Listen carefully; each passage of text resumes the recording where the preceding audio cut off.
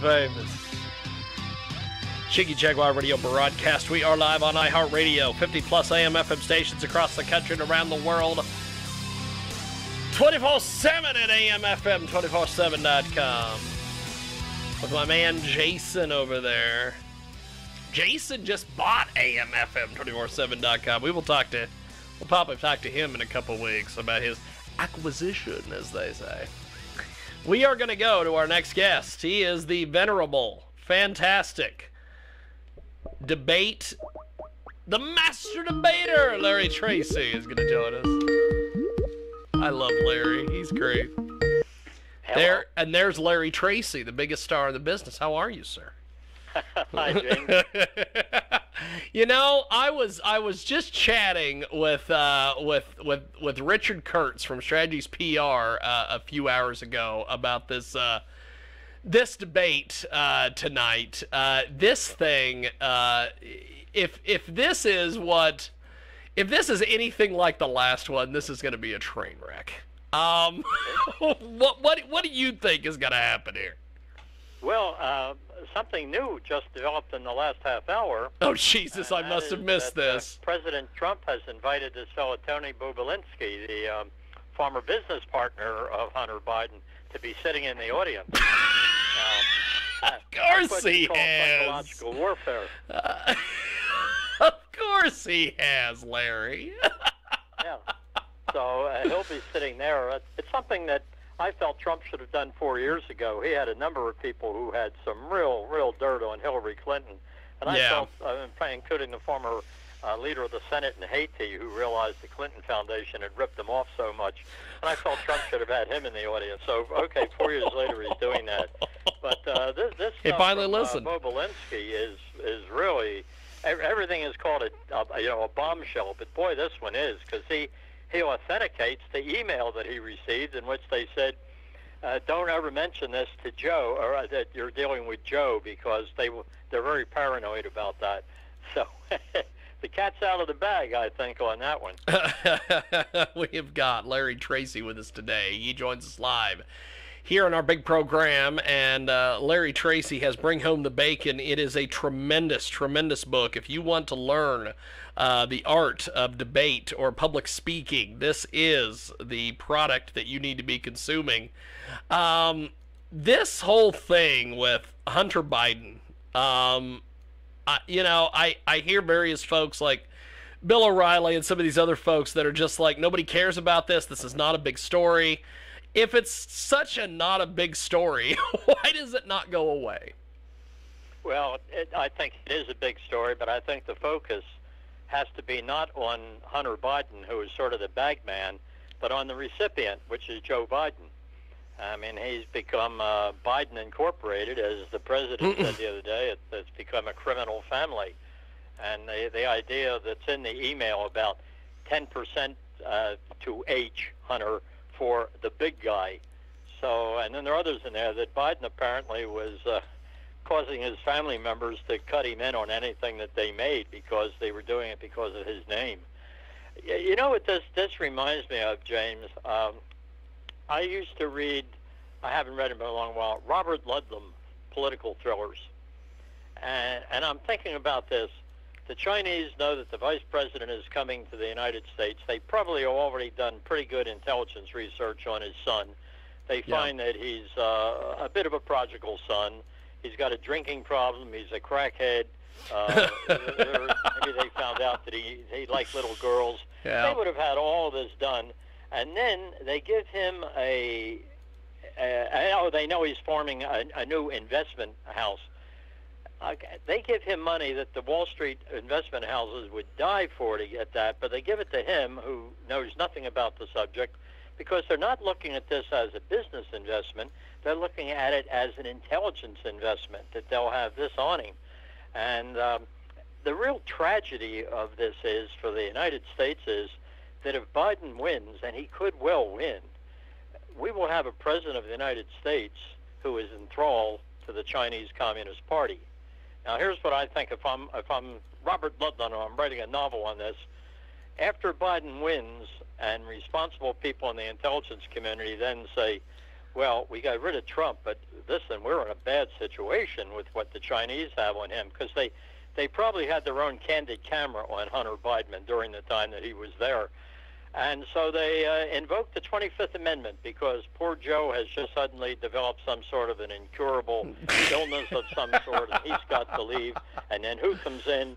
But they have Kamala Harris. Yes. So the metaphor of the Trojan horse, I think, is so accurate. I don't know who first came up with that. But once they got the keys to the White House, they can dispatch Joe and put in who they want. And it's essentially Bernie Sanders without being Bernie Sanders in the White House, because their platform is that thing that they set up. This is, I think, potentially the most dangerous time the United States has ever had, with the potential of a president being so very compromised by foreign intelligence. Well, one of the things, Larry, that I would love to get your take on with all this is there is a lot of people that believe that, you know, Trump may end up winning, but it'll be Democrats across the board. Do you think it could go the other way, and it could be Biden winning and everybody's a Republican? Well, what makes this election so different than any we've had in the past is that so many people will have voted by mail. Yes. So I think on November 3rd, we may see Trump with a significant lead. And then the question will be, well, how many Biden votes are out there that could overtake it?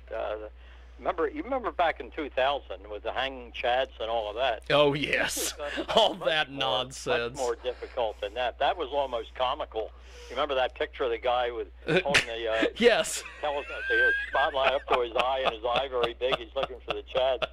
But this is the Chinese thinking long terms, and I think that $1.5 billion that they gave to an amateur in investing to invest for them, that had nothing to do with a return on investment in business. That was strictly, we're buying this guy for any influence. And they probably didn't even know that at that point that Biden was going to run. But after all, he was still one of the heavy hitters in the Democratic Party, so it was a worthwhile investment for them.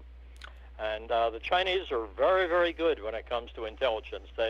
I think in many respects, I knew a lot about the Soviet intelligence when I was on active duty, and actually competed against them in Latin America, the KGB. I think they've learned a lot from the KGB, and they've gone a couple of steps better. And they're just the KGB could be very clumsy in doing things. The Chinese, I don't think, are clumsy, and they're looking at this and probably just having tremendous fun over all the chaos they have created and the potential that they could. And Trump, remember, always says, if Biden wins, China owns the United States. Boy, that in the last few days, that has tended to be even more accurate. And the real, I hate to use the overstate on that, but the crime of this is the way the media, which should be jumping on this as a story, is ignoring it. And then Twitter and Facebook are trying to suppress it.